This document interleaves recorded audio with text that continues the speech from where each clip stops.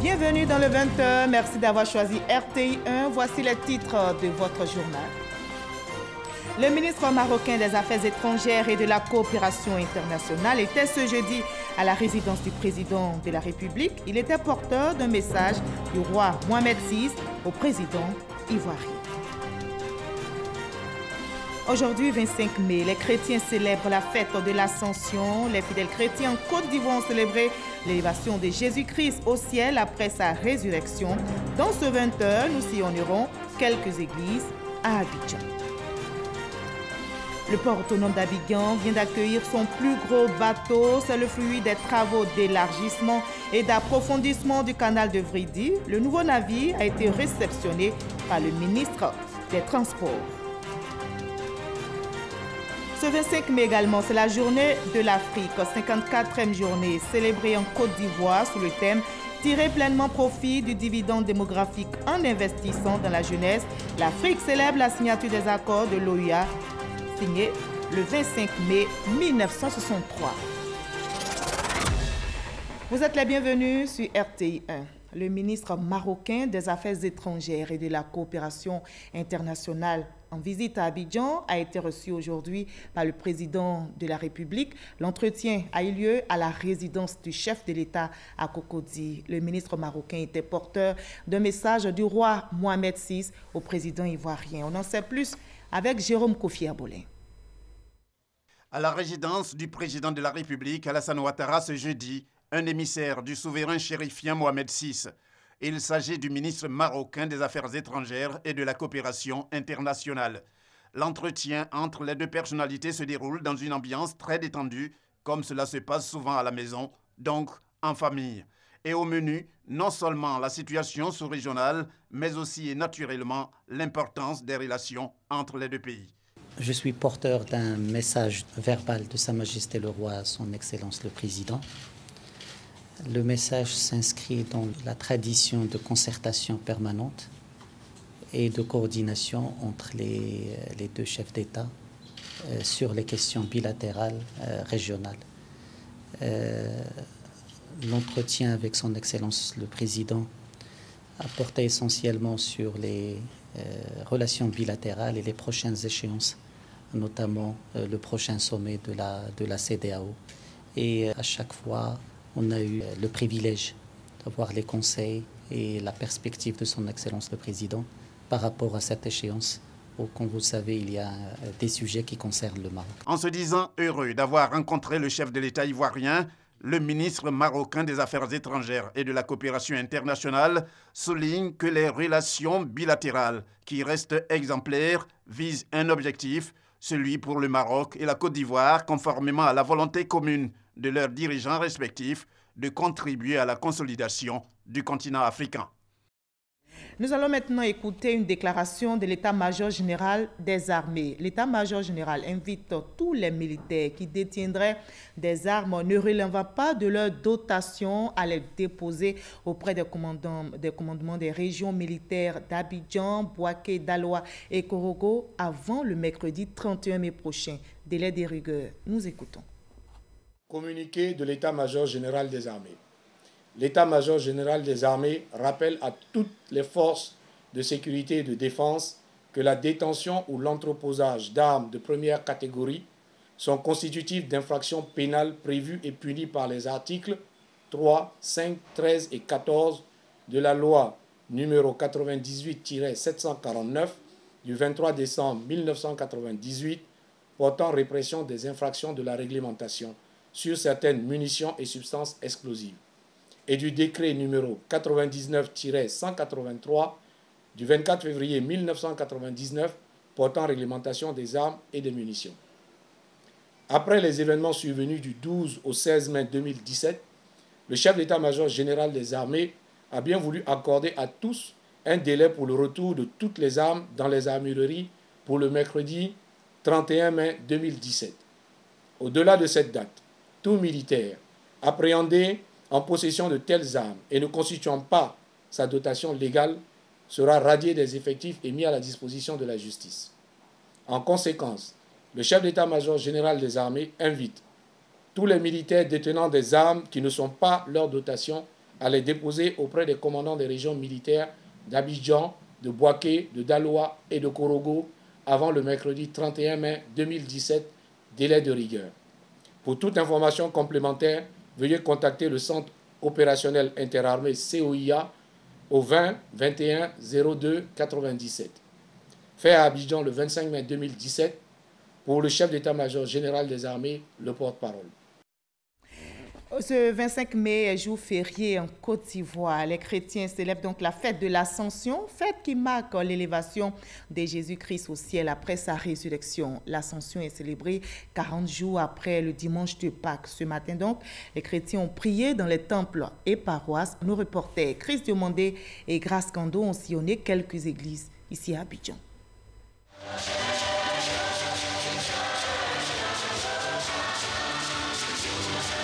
C'est dans la louange que les fidèles de l'église du Christ Mission Ariste, temple Siloé d'Aboboté, ont célébré l'ascension qui marque la montée du Christ au ciel 40 jours après sa résurrection. Je rends gloire à Dieu pour la Côte d'Ivoire, parce qu'il faut commencer par son pays. Tout ce que nous aurons besoin pour la bonne marche de l'homme, pour la bonne marche du pays. Et l'église Ariste à Boboté, surtout, n'est pas en reste. Nous voulons nous engager fermement avec foi à la suite de Christ. Plusieurs autres églises d'Abidjan ont également célébré l'élévation du Christ sous une forte pluie. De l'église Saint-Jean de Cocody en passant par l'église Saint-Ambroise d'Angré, tous ont commémoré l'événement. Ascension, simplement pour dire que Dieu était avec nous. Il part vers le Père, mais il est avec nous, comme l'a dit à la finale de l'évangile que nous avons écouté aujourd'hui, Matthieu chapitre 28. Je suis avec vous jusqu'à la fin des temps. L'intérêt de cette célébration réside dans la propagation de l'évangile pour le chrétien. Nous remercions encore le Seigneur de nous avoir donné ce jour béni. Et cette pluie qui est tombée, une pluie intense. Nous remercions Dieu pour ces bénédictions. Cette fête de l'Ascension symbolise un nouveau mode de présence du Christ qui n'est plus présent physiquement dans le monde, mais dans ses sacrements. Et comment l'Ascension a-t-elle été célébrée par les chrétiens du côté de Bouaké? Nos reporters, Kwadio Kwame Jean de Dieu, nos reporters donc avec d'autres équipes ont promené leurs caméras dans quelques églises. Voyons l'ambiance qu'ils ont pu recueillir. L'Ascension commémore la montée du Christ au ciel 40 jours après sa résurrection. Cet événement signifie à la fois la fin du séjour terrestre du Christ, mais aussi son entrée dans la gloire de Dieu. À la cathédrale Sainte-Thérèse de l'Enfant Jésus de Bouaké, les fidèles ont tenu à célébrer cet événement important dans la vie du chrétien. Tous les chrétiens ils doivent savoir qu'ils ne sont pas abandonnés. Malgré les tribulations de notre monde, chacun de nous doit pouvoir se mettre à l'idée que Jésus ne nous a pas abandonnés. Il nous l'a dit, il part en vue de nous faire venir un défenseur qui est l'Esprit Saint, qui nous aidera à surmonter, à triompher de tout ce qui peut mettre à mal notre épanouissement. Pour les fidèles, cette célébration requiert des dispositions spirituelles particulières. Nous préparons le Cénacle sur 9 jours de cette venue du Saint-Esprit. Nous disons merci au Seigneur parce qu'il s'en cherchait une place véritable pour la paix, pour nous. Toujours célébrée un jeudi, la messe de l'Ascension est parfois précédée d'une première messe le mercredi. Le prêtre lit les actes des apôtres faisant référence à la montée au ciel du Christ. C'est l'occasion de rappeler que l'intérêt de cette célébration réside dans la propagation de l'Évangile par les chrétiens. Les chrétiens à Fatima au Portugal ont aussi célébré la fête de l'Ascension. Dans cette ville située au centre du Portugal, le pape François, vous vous souvenez, avait canonisé le 13 mai dernier 2 enfants bergers, François et sa sœur Jacinthe. La cérémonie de canonisation s'est déroulée devant des milliers de pèlerins. Parmi eux, il y avait des Ivoiriens. Envoyé spécial à Fatima, Thérèse Tapeyobouy. Il s'appelait François, Jacinthe et Lucie, les 3 petits bergers d'Aljustrel, près de Fatima, à qui l'ange puis la Vierge Marie sont apparus. Ce 13 mai 2017, cela fait 100 ans que ces petits bergers ont vu, dialogué et prié avec la Dame du Ciel, comme ils avaient l'habitude d'appeler la Vierge Marie. Lors des apparitions, la Vierge avait demandé aux enfants de venir 6 mois de suite au lieu indiqué, de réciter tous les jours le chapelet, de se sacrifier pour les pécheurs. La vie des enfants a donc été marquée de pénitence, de sacrifice et de prière. Le 13 mai 2000, le pape Jean-Paul II a béatifié François et Jacinthe. Lucie, elle était encore en vie. 17 ans après, François et Jacinthe viennent d'être canonisés par le pape François, en présence de milliers de pèlerins venus du monde entier. Des Ivoiriens ont pris part à cette célébration au sanctuaire de Fatima. C'est une émotion et c'est une grâce que le Seigneur nous fait de venir jusqu'ici pour célébrer ces 100 ans d'apparition. Ça a été vraiment un grand honneur d'être parmi les pèlerins. Je suis venu aussi pour prier pour mon pays, la paix pour mon pays, l'harmonie pour mon pays. Nous sommes là pour prier. On a prié pour notre pays, on a prié pour celui. Vous qui me regardez là, j'ai prié pour vous aussi. Et je vous assure que cette bénédiction ici, là, à Fatima, au Portugal, va se rejaillir sur vous aussi. Un voyage qui a été possible grâce au chef de l'État à travers le ministère de l'Intérieur, de la Direction générale des cultes et l'organisation Foi Cristal. On remercie le gouvernement ivoirien, le président de la République, et je voudrais remercier également Foi Cristal qui nous encadre très bien. Au cours de cette célébration, le pape François a invité les chrétiens à la tolérance, à la pénitence, à l'espérance. Auparavant, les fidèles chrétiens ont participé à une grande veillée à laquelle a pris part le pape François. De l'autre côté du globe, en France, un autre pèlerinage, le 59e pèlerinage militaire international de Lourdes, s'est tenu en présence de 12 000 militaires venus de plusieurs pays, dont la Côte d'Ivoire. Et c'était l'occasion pour les hommes en armes de renouveler leur foi en Dieu, prier pour la paix. Le compte rendu de notre envoyé spécial à Lourdes en France, Grâce Canto. La basilique Pie X de Lourdes en France archicombe.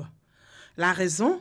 12 000 militaires venus de 40 pays, dont la Côte d'Ivoire, avec une délégation de 70 personnes, composée de tous les corps de l'armée ivoirienne et civile, se sont retrouvés au 59e pèlerinage militaire international. La Côte d'Ivoire est à sa 17e participation.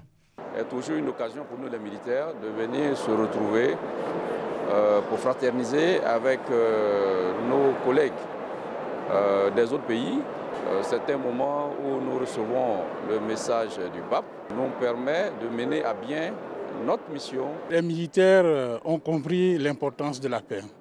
C'est vrai, l'esprit de guerre, l'esprit de combat, l'esprit de violence, c'est lorsqu'on est en opération.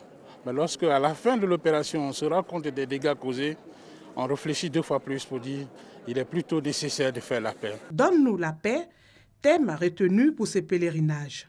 Moment de prière, d'exhortation et de méditation personnelle pour les pèlerins. Je viens ici pour prier la Sainte Vierge. Ça me permet aussi de partager un temps fort avec d'autres personnes croyants comme moi qui viennent d'autres armées. Nous, les chrétiens catholiques, on se retrouve pour se recueillir, pour se refaire, pour remettre notre métier aux mains de Dieu.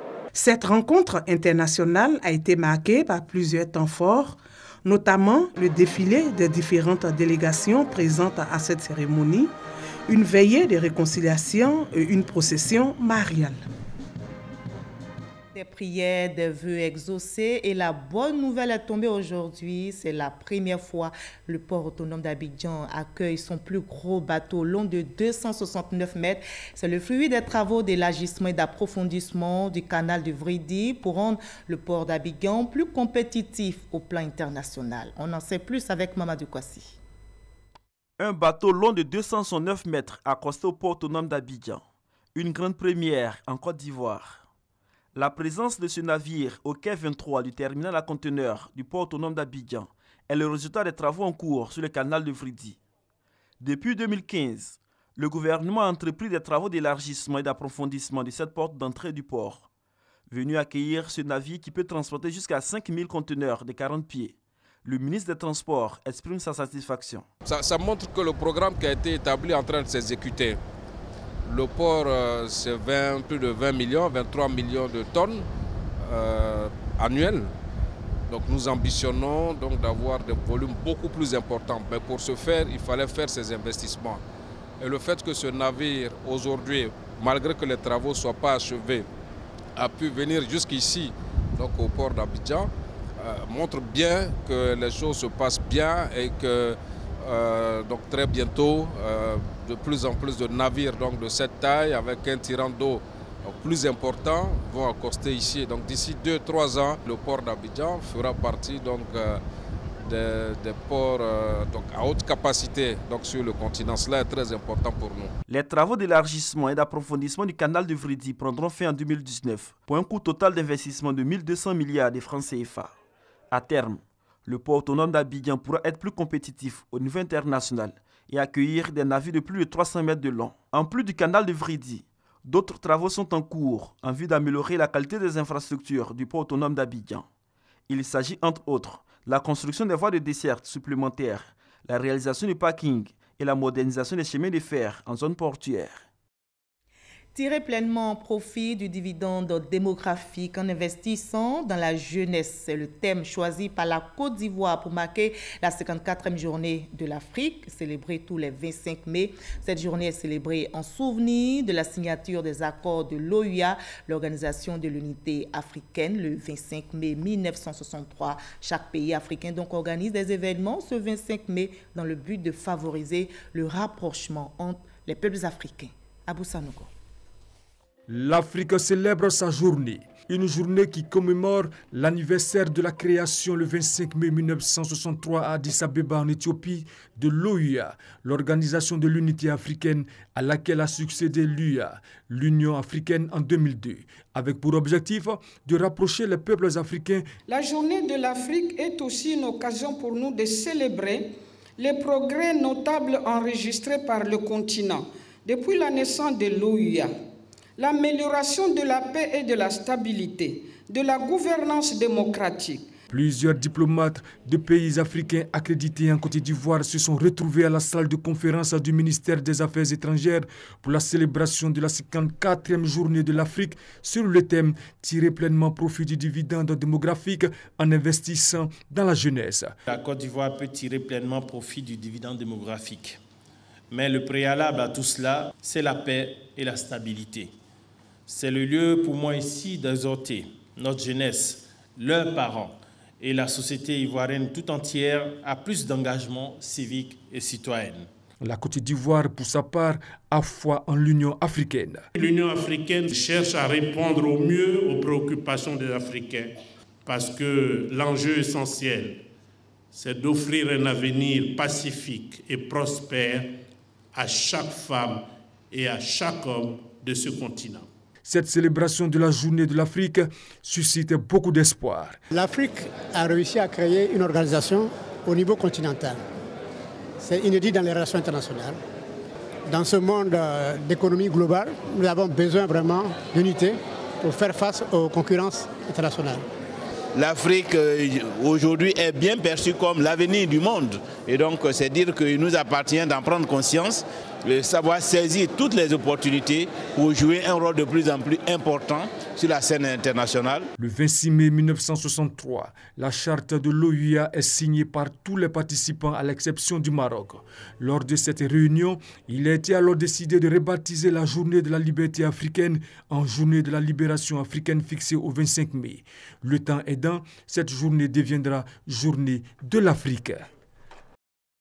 Une mission conduite par la ministre Anne-Désirée Oloto sillonne l'ouest ivoirien. Les villes de Diokoué, Diglo, Toulepleu et Bleu-le-Quin ont été visitées. L'objectif est de renforcer la cohésion sociale, mais surtout rassurer les filles et les fils des régions du Guémont et du Cavali du soutien du gouvernement.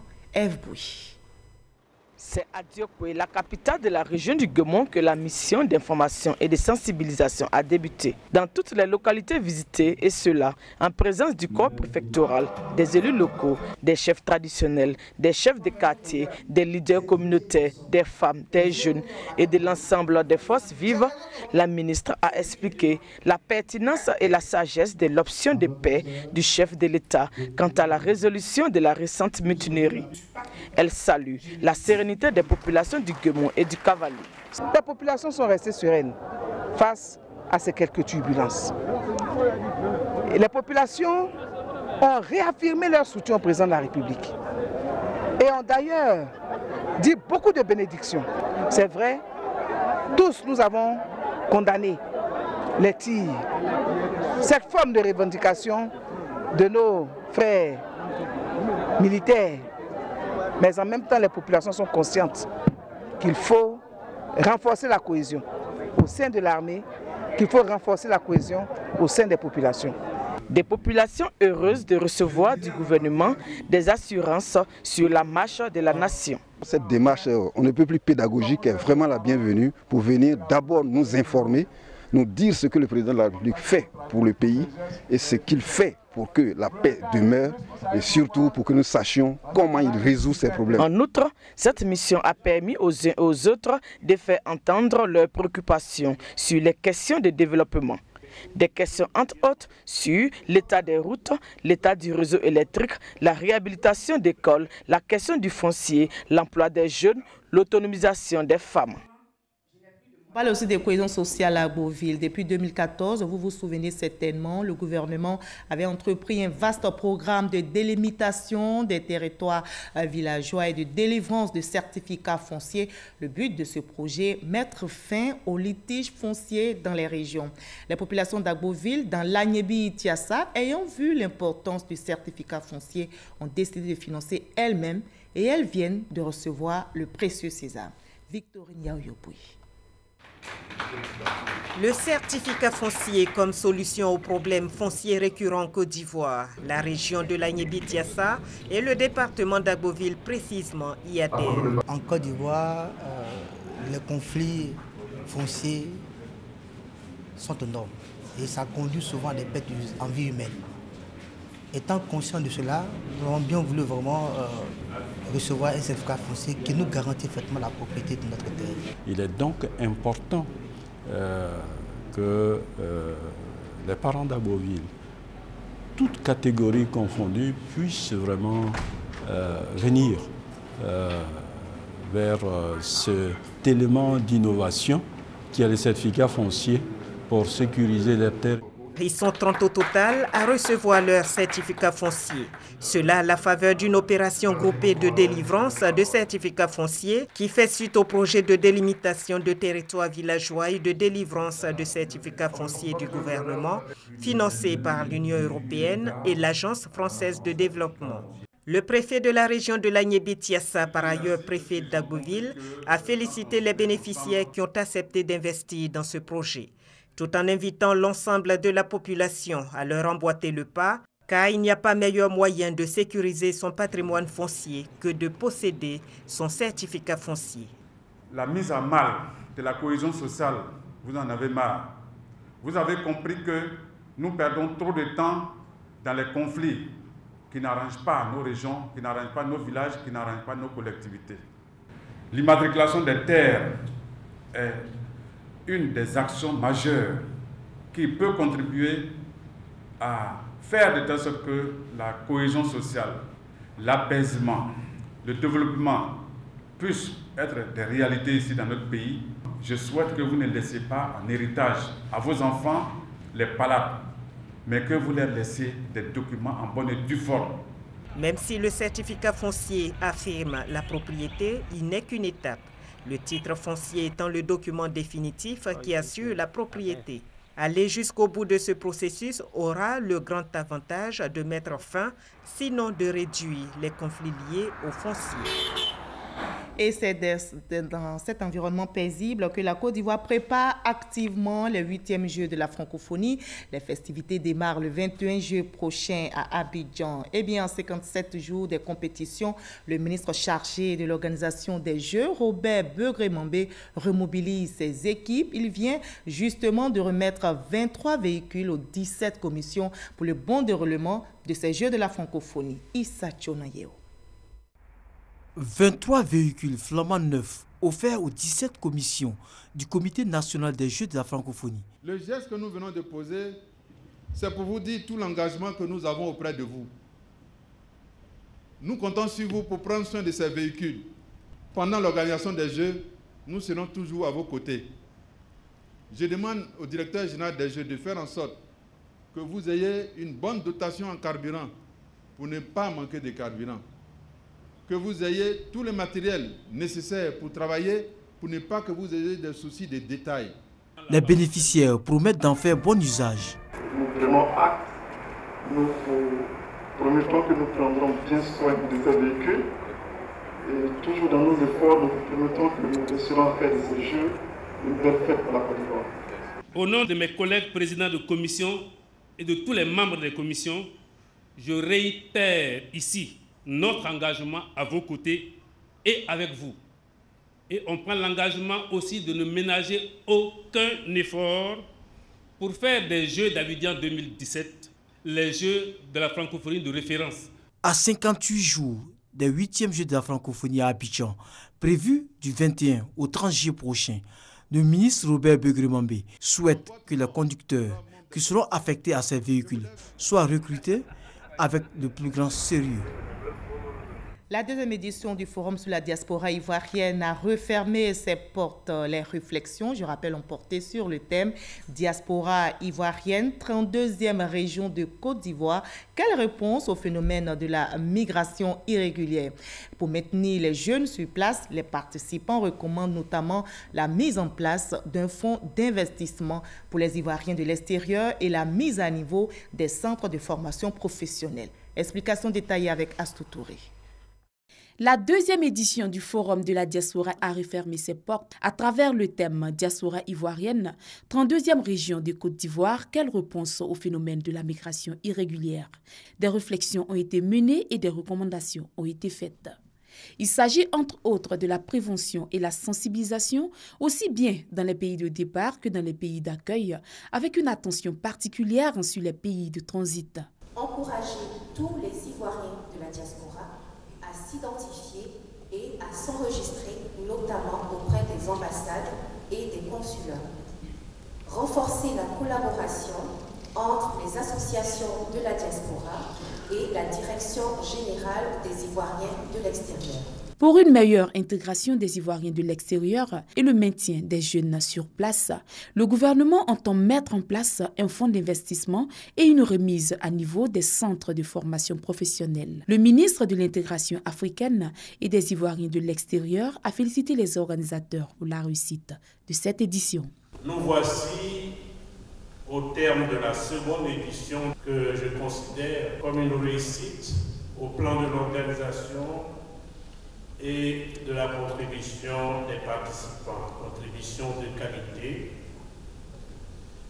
contributions qui nous ont fait énormément honneur. Je voudrais les remercier très sincèrement. On prit part à ce forum plusieurs délégations venues du Burkina Faso, du Mali, du Maroc, du Sénégal et bien d'autres pays. Cap sur 2019.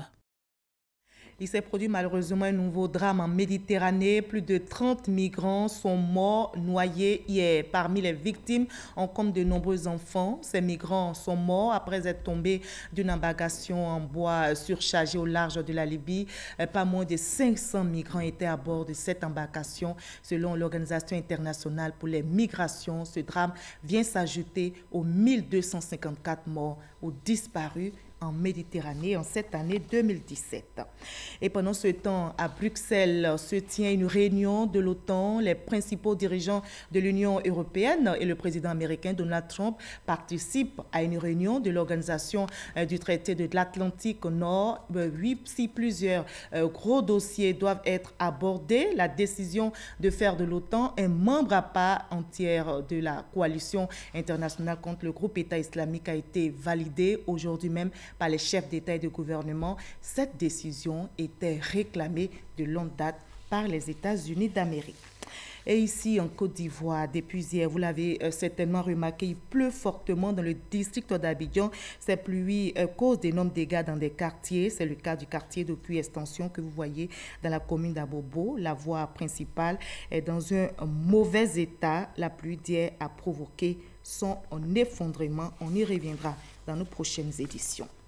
Fin de ce 20h, mais ne décrochez surtout pas. La rédaction vous propose à partir de 20h50 une émission débat sur le nouveau projet de loi sur la presse en Côte d'Ivoire. Projet adopté, je rappelle, par la Commission des affaires sociales et culturelles de l'Assemblée nationale. Débat sur RTI 1 à 20h50, c'est avec la Ciné Fofana. Très belle soirée sur nos antennes.